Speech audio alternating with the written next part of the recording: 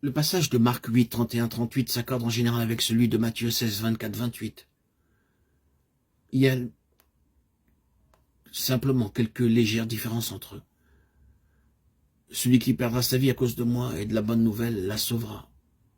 Marc 8, 35. Ici les mots « et de la bonne nouvelle ». La bonne nouvelle de l'évangile sont ajoutés. D'habitude, les gens supposent que ceci se rapporte à ceux qui prêchent l'évangile pour le Seigneur. Et ce n'est pas le cas. Si ceci était vrai, les prédicateurs ne seraient-ils pas les seuls qui auraient leur âme sauvée? Écoutez bien, ce qui est spécifié ici est simplement la bonne nouvelle, et non pas la prédication de la bonne nouvelle.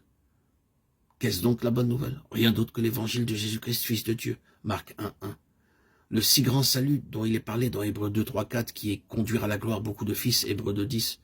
Ceci n'est pas simplement l'évangile de la libération, par une sortie spirituelle de l'Égypte de ceux qui ont été esclaves du péché, mais le glorieux évangile de l'entrée spirituelle à Canaan.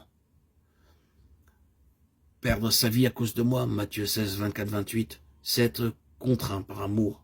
Perdre sa vie à cause de la bonne nouvelle, Marc 8, 31, 38, c'est être poussé par son propre avantage futur, lequel est à cause du royaume.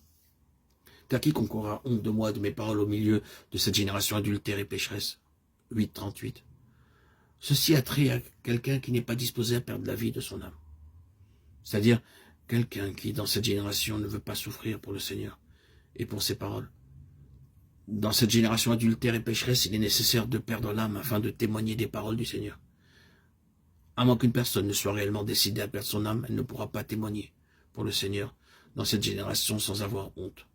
Beaucoup d'enfants de Dieu n'osent pas et ne sont jamais disposés à témoigner devant les hommes en faveur du Seigneur qui les a rachetés, parce qu'ils ont peur de se rendre ridicules et veulent sauver leur face. Ceci est conserver leur propre âme dans cette vie. Ces personnes souffriront sûrement des pertes dans le royaume. Aucune personne qui, dans cet âge, n'est disposée à perdre sa vie ne pourra voir la gloire du Seigneur dans l'âge à venir.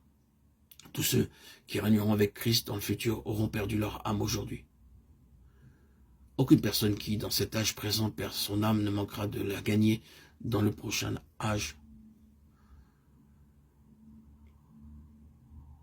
Dans le passage de Luc 17, le mot vie et âme, il nous est dit à quel moment l'âme sera sauvée. Je vous le dis, en cette nuit-là, de deux personnes qui seront dans un même lit, l'une sera prise et l'autre laissée. De deux femmes qui moudront ensemble, l'une sera prise et l'autre laissée. Luc 17, 34, 35. Ceci indique le temps de l'enlèvement. La différence ici est que l'un sera pris et l'autre laissé. Être pris signifie être enlevé au ciel. Je vous invite à lire Genèse 5, 24. Ainsi, la signification du verset 33 est claire. Celui qui cherchera à sauver sa vie la perdra, et celui qui la perdra la retrouvera.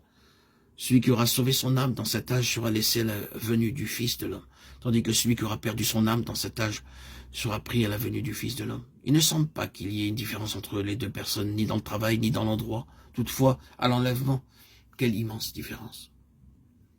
Un problème très sérieux est présenté ici. Si nous désirons être enlevés, voir le Seigneur et entrer dans le royaume, nous devons d'abord perdre notre âme dans cet âge.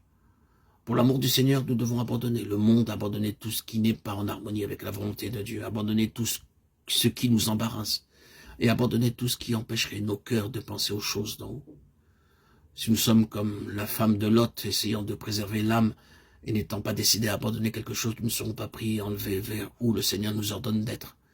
Même si nous ne périssons pas dans Sodome et Gomorrhe avec les pécheurs, il se peut qu'il n'y ait pas de différence dans la vie éternelle. Mais il y aura une différence à l'enlèvement.